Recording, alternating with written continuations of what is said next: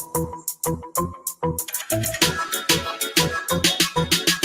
don't need Netflix, you don't need cable. Hop on YouTube, welcome to the hood table, where we chop up local and global events vocally. You don't really wanna miss out on these conversations. Just joke a little, laugh a little, get that wine in your system, fill your glass a little. Expose current events, talk trash a little. You never know, these opinions might clash a little. They addicted to the content, got them binge watching. You don't like it, then you want invited. Bet your friends watching in the house and your job parking lot before you clock it. They don't wanna miss a second of this HT content. Everybody think they got something to say, so it's an open invitation, bring it to the table. But if you come whack, just know we ain't buying in. We gon' probably turn your back and tell you sorry, try again, Yeah, welcome to the hood table. You don't need Netflix, you don't need cable. Yeah, welcome to the hood table. You don't need Netflix, you don't need cable.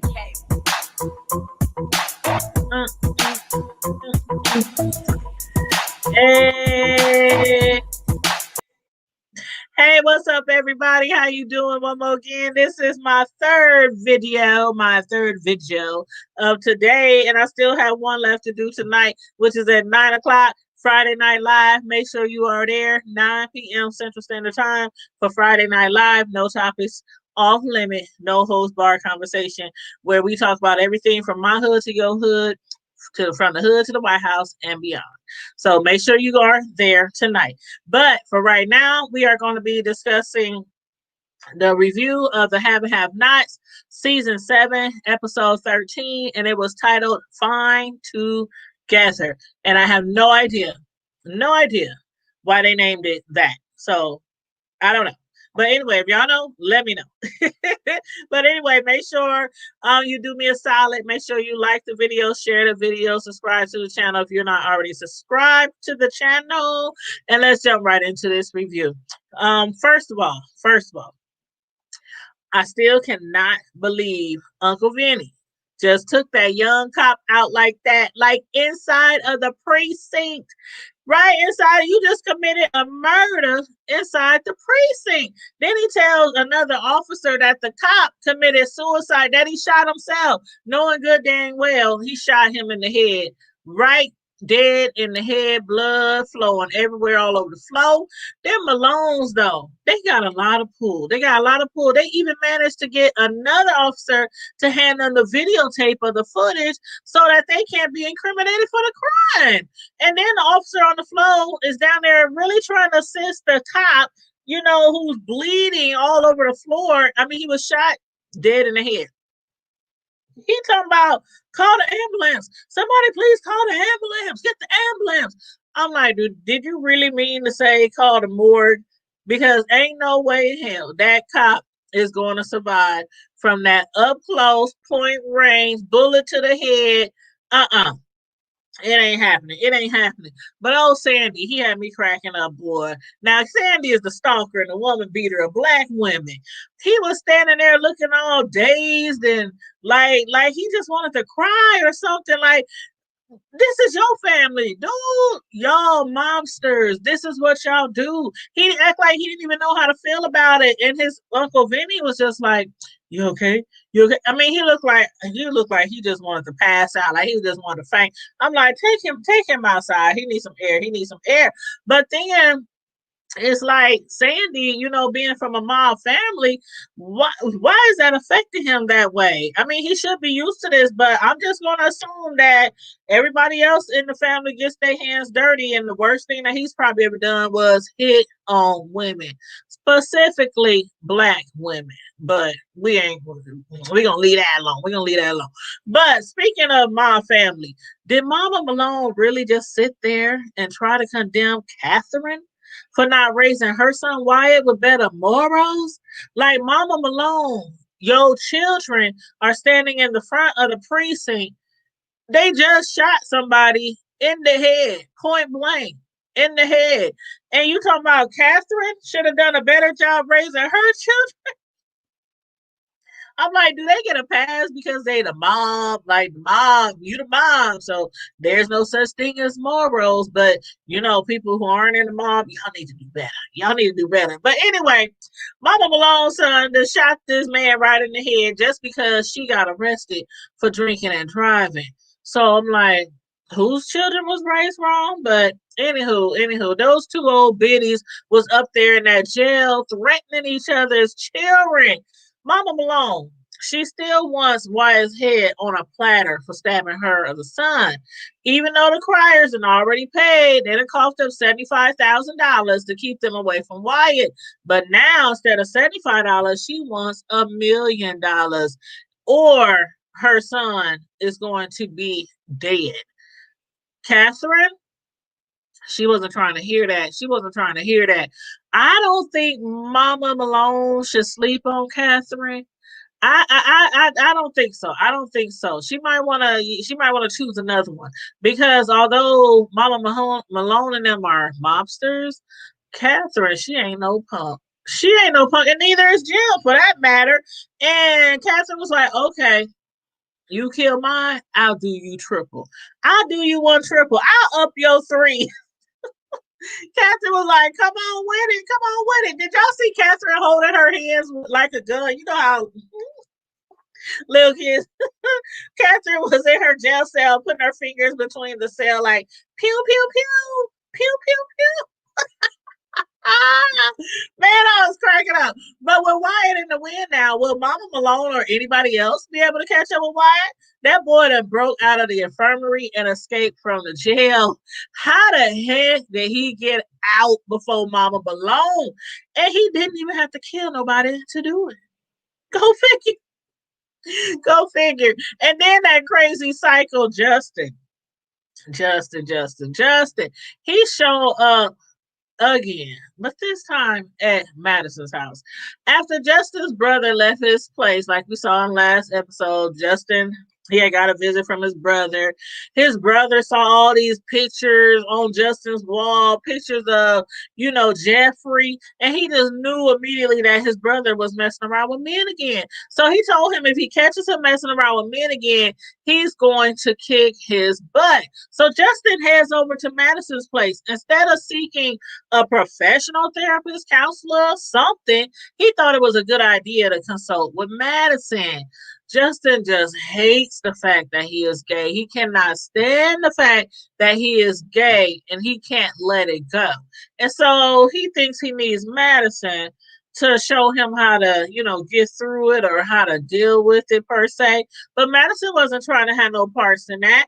He don't like that fool, not one bit. And he basically tells him to F off and go find him some business elsewhere. But Jeffrey, being that he kind of, I won't say put Madison in that position, because I think Jeffrey probably could have tried a little harder to get Justin off his back.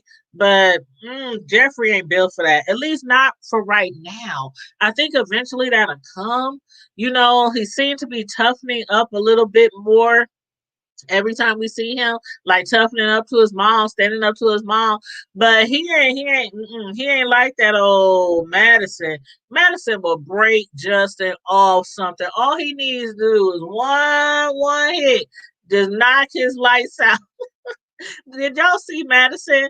Man, Jeffrey talking about he gonna come over there because I guess he's concerned with his safety or something. As if Madison can't take care of himself. Did y'all see his back? I mean, that man is ripped from here to the legs, the back, the arms. He is ripped. The back, his back. The first thing I thought of tonight, well, not tonight, but the other day when they were showing him on the bed, and they were showing his back when they was downstairs and he was bending over. First thing I thought of was the Incredible Hulk. I'm like, man, that man got muscles for days. But anywho, I'm sure Jeffrey loves it. But when Benny had got over Veronica's house to get Derek's address, oh, thirsty, horny Veronica was trying her best to seduce Benny. And it looked as if it might be working till David showed up with Alyssa. Now, he's trying to find out if, in fact, Veronica was the one who sent Alyssa to his house. He's trying to put two and two together, like, this is weird. Like, this girl just showed up at my house to tell me how much my ex, the one who has been, murdered, how much she loved me and how much she apologizes and showed him a video and all this kind of stuff of her confessing her love to him. And the next breath, the friend Alyssa is trying to get at him, trying to get in his bed, talking about she wants to be Erica's replacement. Oh my child. She said, oh my God, the things that Erica told me that you can do, how you wine and dine her, you not only good in the bedroom, but you take care of her cars, house, clothes, all that kind of stuff. She wants to be the replacement. That desperate heifer, man. David wasn't falling for that, and I don't think he was falling for Veronica either. Veronica was like, I don't know what you're talking about. I don't know that woman, and she really does. But she didn't send her over there. That's what she was trying to say. She didn't send her over there. So, but I don't think, again, I don't think David was falling for that. So he got upset, walked out, left Alyssa standing right there in the middle of the floor at Veronica's house. Just ditched her. And Allison, Alyssa, she's like, what? Who's gonna take me home? David ain't taking her home. Veronica sure as Sam Hill ain't taking her home. So the only person left was Benny. David done took the girl's purse, her money, her phone. I was like, David, you could at least left her stuff, threw it on Veronica's porch, threw it in the bushes, on the lawn, something. He done drove off with all the girls' belongings. So Benny, he offered to take her home, but only if she promises to help him find Derek. And he ended up giving her a ride, and she ended up helping him. But I'm like, you is too much, woman. She was, man, she wasn't just thirsty. She was quenching. She was quenching too much, way too much. After being rejected by David, she then starts pushing up on Benny. As if she just didn't see him and Veronica tonguing each other down in the living room. Benny might be a hoe too, though, y'all. Y'all, come on now. Come on now. We know Benny is a hoe too. But I think Benny is like an upscale hoe, uphill school. That girl, he ain't that hard up. He basically told her to go sit her hot tail down somewhere and cool it off, cool it way down, sit on a bucket of ice because she is too hot. She doing too much. But on the other side of town, Hannah done flipped off. Man, she done flipped her wig. She done flipped the script on Candace. She is so angry with Candace. She is furious that she wouldn't even allow Candace to come inside the house to get her luggage so she can leave town. She was like, you ain't coming in my house. You done let them goons, them thugs drag me, carry me out of that bar. But it was for her own good. It was for all of their own good, actually. Probably more so for Hannah's good. But again, if these people find out that Candace and Benny got all this money, Mama Malone already wants $1 million. She wants that from Catherine. If they find out that they got Catherine, not Catherine, but if they find out they got Jim's money, the $8 million, ain't no telling what they would do. Ain't no telling what they would do. But anyway, she left Candace sitting right there because she got a phone call from the police talking about there's been a break-in at the Crier's place and they received an alert. So let's see. Catherine's in jail. Wyatt is in the infirmary. Well, actually, he ain't in the infirmary anymore because he done left. He done bounced. He done escape. They called Candace. I mean, they called Hannah so she could come over and see what was going on. So she left Candace sitting right there on the porch, on her porch steps at her house. But Candace was right. Candace told her mom, it ain't like I can't get in there. But will she? Do y'all think that Candace has the guts? Do you think that she can break into her own mother, Hannah's home? Now, they used to have a very bad relationship. Very bad. It's gotten better over the last season, though. But will she obey her mother and just sit there on the porch and wait for her to come back? I don't know. Y'all let me know. Y'all let me know. But if she do break into that house, I'm sure she'll be a lot smarter than Wyatt to set off the alarm. I think she can get her butt in there and get out without even being seen. But what I didn't understand, y'all, this episode was how the heck was Derek or why the heck was Derek at the Criers? Like, what was he doing there? And how the police figured out he was the burglary? Like earlier in the show, the police had told Jim Crier that the burglary suspect was white. Specifically told him he was white. So Jim checked his phone app. You know, they got the security thing. He checked his phone app and saw that, in fact, it was his own son who broke into the house. So again, what the heck was Derek doing at the Criers? Was he looking for Hannah? Or was he just at the wrong place at the wrong time? I don't know, y'all. So I got some questions. Do y'all think Derek is crazy enough, perhaps to try to get in contact with Hannah again? If that is what he was trying to accomplish, because I'm pretty sure he can't go to Hannah's house, and I'm pretty sure Hannah wasn't answering his phone calls. So did he go to the Crier's house to try to get in contact? Because he does know Mrs. Crier, because he's done work around her house. Also, do you think Hannah will ever forget him and possibly get back with him? That is if Benny doesn't kill him first. And I'm just saying, that is her baby daddy. That is her baby daddy. And despite the fact, despite the fact that he raped her years ago, they did meet up again and fall in love.